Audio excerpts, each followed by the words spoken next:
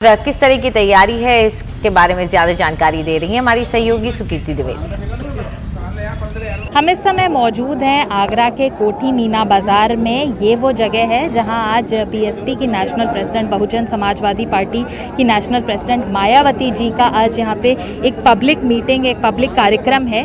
और election commission की जो गाइडलाइंस है, मायावती जी ने कहा है कि उसके चलते ही उन गाइडलाइंस को फॉलो करते हुए आज का कार्यक्रम किया जाएगा। तो तकरीबन 1000 लोगों की परमिशन इलेक्शन कमीशन ने दे रखी है। तो उसके मुताबिक यहाँ पर अब आप सेटअप देखना चाहेंगे कि आगे एक भव्य स्टेज बनाया गया है। मायावती जी जहां के आकर के अपने सभी वोटर्स को संबोधित करेंगी।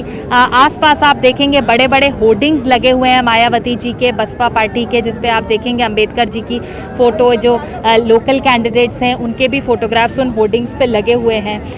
जहां तक आगरा की बात करें तो ये एक गढ़ माना जाता था बसपा का। एटलीस्ट 2017 तक की बात करें तो तकरीबन 9 विधानसभा सीट्स यहाँ पर आती हैं आगरा जिले के अंतर्गत, और 9 में से ज्यादातर सीट्स जो है वो बहुजन समाजवादी पार्टी ही उस पर जीत पाती थी। पर 2017 में ये हुआ कि जो भारतीय जनता पार्टी है वो पूरी तरह से 9 की 9 सीटों पर उसने जीत हासिल करी। तो अब अपने इस गढ़ को वापस लेने की कोशिश जो है वो बहुजन समाजवादी पार्टी करेगी, और इसीलिए आज मायावती जी आकर के यहाँ पर लोगों को संबोधित करेंगी। यहाँ पर जो इस कार्यक्रम के लिए लोग आए हुए हैं उनसे हम बातचीत करके जानना चाहेंगे। सर, आप बताएं, अपना नाम बताएं सबसे पहले। जी, मेरा नाम शेखर जाटव है। शेखर जी, ये बताइए कि मायावती जी से क्यों उम्मीदें हैं आप लोगों को? यहाँ के लोगों के ऐसे क्या मुद्दे हैं जिसपे आपको लगता है कि बहुजन समाजवादी पार्टी आएगी तो कुछ बेहतर कर पाएगी, या बाकी पार्टियों ने नहीं किया उस पर काम?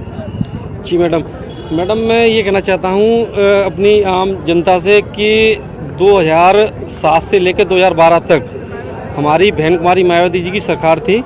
उसमें हर तबके का इंसान, गरीब हो, अमीर हो, उद्योगपति हो, व्यापारी हो, बिजनेसमैन हो, कुछ भी हो, जितने भी थे बिल्कुल इतने शांतिपूर्वक अपना धंधा व्यापार सब चला रहे थे।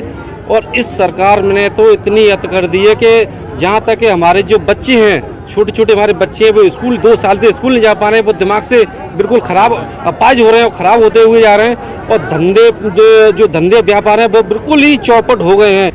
तो यहाँ पर अगर जनता की बात सुनी जाए तो मायावती जी से कई उम्मीदें यहाँ के लोगों की जुड़ी हुई हैं। जो अगर बसपा के जो समर्थक यहाँ मौजूद हैं उनकी बात करें तो वो कह रहे हैं कि कानून व्यवस्था जो है वो 2012 से 2017 तक जब मायावती जी की सरकार थी तो बेहतर थी। यहाँ पर जो व्यवस्था थी वो काफी बेहतर थी।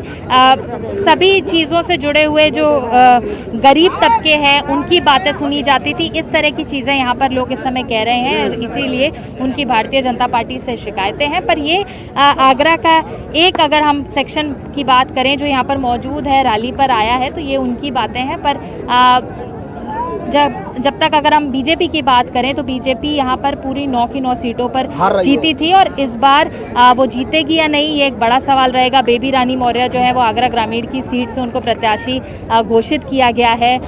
जाटव कम्युनिटी से आती हैं जो कि बीएसपी का एक बड़ा और कोर वोट बैंक माना जाता है। तो जो टक्कर है वो तो कांटे की है, पर लोग यहाँ पर शिक्षा, स्वास्थ्य और कानून व्यवस्था जैसे मुद्दों की बातें कर रहे हैं। आगरा से कैमरा पर्सन प्रेम सिंह के साथ सुकीर्ति द्विवेदी, एनडीटीवी इंडिया के लिए।